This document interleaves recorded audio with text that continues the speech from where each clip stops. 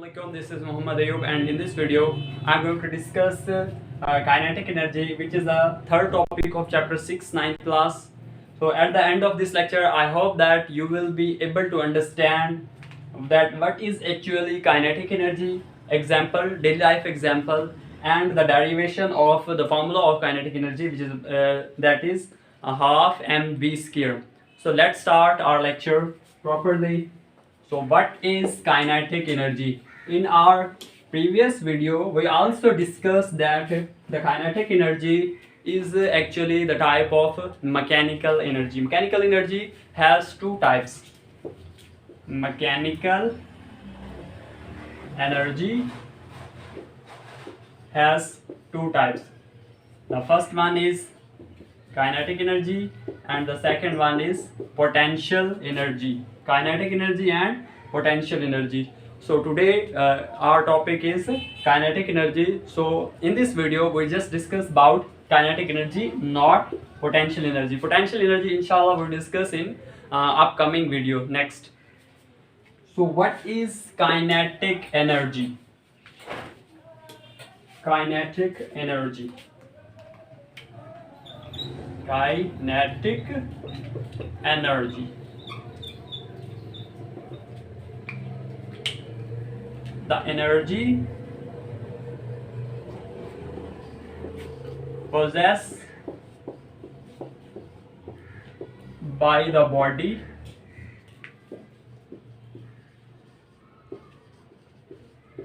due to its motion is called kinetic energy. कि किसी भी बॉडी के पास, किसी भी ऑब्जेक्ट के पास अगर काइनेटिक एनर्जी है तो इसका मतलब है कि वो बॉडी मोशन में है. आप यूं भी कह सकते हैं कि अगर कोई भी जिस्म या कोई भी बॉडी हरकत में है या कंटिन्यूसली वो मोशन में है तो उसका मतलब है कि उसके पास काइनेटिक एनर्जी है.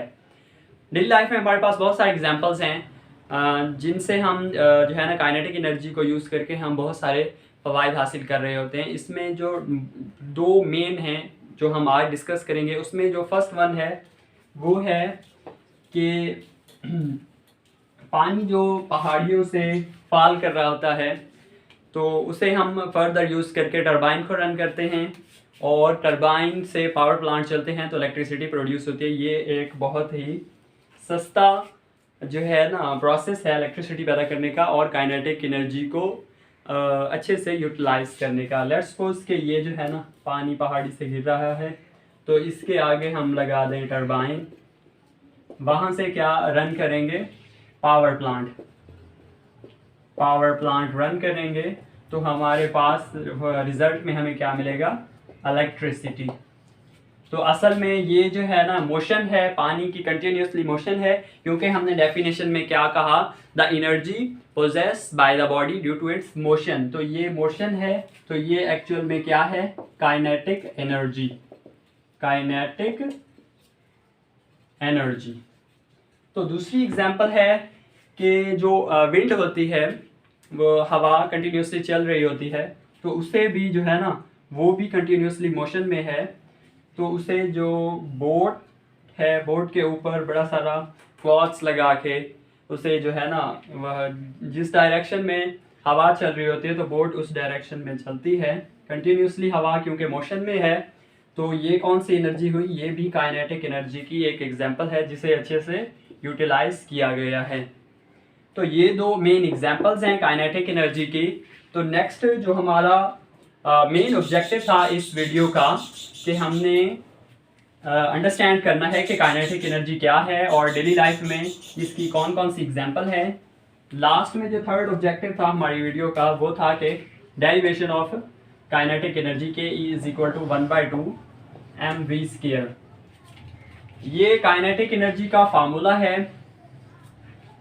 तो इसकी डेरिवेशन कुछ यूं है कि स्टार्ट करते हैं हम. K.E का मतलब है kinetic energy of the body is equal to work done by the body.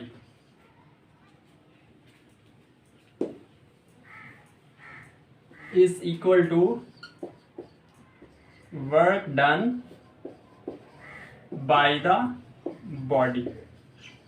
तो इसे हम यूं भी लिख सकते हैं k dot E is equal to F dot S. यूं भी हम लिख सकते हैं क्योंकि वर्क डन का फार्मूला हमने पढ़ा था W is equal to F dot S. Force और डिस्प्लेसमेंट का जो प्रोडक्ट है उसे हम वर्क डन कहते हैं। तो ये हमारे पास इक्वेशन 1 है। इसी तरह नेक्स्ट लेट्स सपोज कि हमारे पास बॉडी जो है ना मोशन में है, ये तो इनिशियल वेलोसिटी कोई ना कोई उसकी v होगी। अगर बॉडी रुक जाए फाइनल वेलोसिटी तो उसकी फाइनल वेलोसिटी 0 होगी। तो according to Newton second law of motion F is equal to ma। यहाँ पे a की वैल्यू हम निकालेंगे तो वो हो जाएगी हमारे पास F ओवर m। तो यहाँ पे a की वैल्यू हम नेगेटिव ले रहे हैं क्योंकि यहाँ पे मोशन अपोज कर रही है। ठीक है, यहाँ पे a नेगेटिव इसलिए है क्योंकि यहाँ पे मोशन अपोज कर रही है। नेक्स्ट हमारे पास सेकंड इक्वेशन ऑफ मोशन है 2as is equal to v square f minus v square i। तो इसमें वैल्यूज पुट कर देते हैं a की और v स्केयर f और v स्केयर i की। तो यहाँ पे 2 as it is minus f over m, a की वैल्यू यहाँ से, s as it is, final velocity हमारे पास 0 है, इनिशियल वेलोसिटी v स्केयर। तो यहाँ पे minus 2fs divided by m is equal to minus v square. यहाँ पे माइनस और माइनस कैंसिल आउट हो जाएंगे, m मल्टीप्लाई हो जाएगा और 2 जो है डिवाइड हो जाएगा। f और s को हम एज इट इज यहाँ पे रहने देते हैं। तो अगर इक्वेशन 1 देखें, F डॉट एस हमारे पास क्या है, काइनेटिक एनर्जी। तो यहाँ पे डायरेक्ट लिख दें k dot E is equal to 1/2 mv square. तो ये है हमारा final result, kinetic energy is equal to half mv square.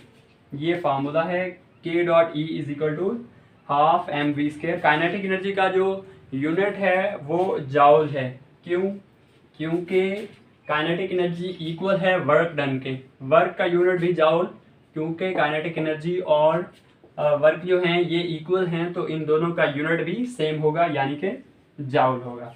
तो ये था हमारा आज का लेक्चर।